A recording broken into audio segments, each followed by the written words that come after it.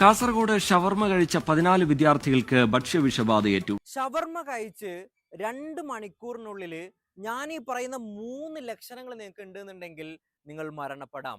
അതിലേറ്റവും ആദ്യം വരുന്നത് 100-ന് മുകളിൽ വരുന്ന പനിയും വളരെ സിവിയർ ആയിട്ടുള്ള ക്ഷീണവുമാണ്.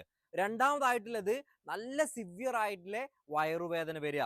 മൂന്നാമതായിട്ടുള്ളത് ഓക്കാനം, ഛർദി, മറ്റ് ലക്ഷണങ്ങൾ. ഇത് കണ്ടു കഴിഞ്ഞാൽ നിർബന്ധമായിട്ടും മനസ്സിലാക്കണം, ഫുഡ് പോയ്സണിങ് ആണ്. നിങ്ങൾ വാഷ്റൂമിലേക്കല്ല പോകേണ്ടത്, അതിനു പകരം ഹോസ്പിറ്റലിലേക്കാണ്. ഇവിടെ എന്തുകൊണ്ടാണ് ഷവർമ ഇങ്ങനെ വില്ലനാവുന്നത്? നമുക്കറിയാം ഷവർമയുടെ പ്രിപ്പറേഷൻ രീതി. അതിന്റെ പുറത്തെ മീറ്റ് മാത്രമാണ് ഹീറ്റ് ആവുന്നത്, ഉള്ളിലേക്ക് എന്ത് ചെയ്യുന്നില്ല, ഹീറ്റ് ആവുന്നില്ല. അതുകൊണ്ട് പ്രോപ്പറായിട്ട് കുക്ക് ആയിട്ടില്ല എന്നുണ്ടെങ്കിൽ അതിന്റെ ഉള്ളിലെ ഭാഗത്ത് കൃത്യമായിട്ട് സാൽമോണല്ല, അതുപോലെ തന്നെ ഷിഗല്ല പോലുള്ള ബാക്ടീരിയ വരാം. അതുകൊണ്ടാണ് നല്ല രീതിയിൽ പ്രിപ്പയർ ചെയ്യണമെന്ന് പറയുന്നത്.